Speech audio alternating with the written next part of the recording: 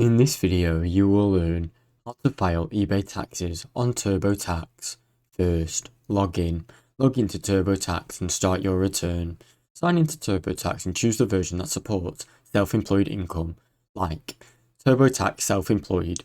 Go to the Income and Expenses section. Click on the Federal tab, then select Income and Expenses. Add self-employed or hobby income.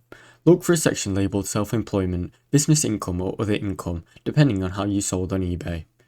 Enter eBay income information. Enter the total you made off eBay. If you received a 1099k from eBay, enter it under 1099k income. Add expenses.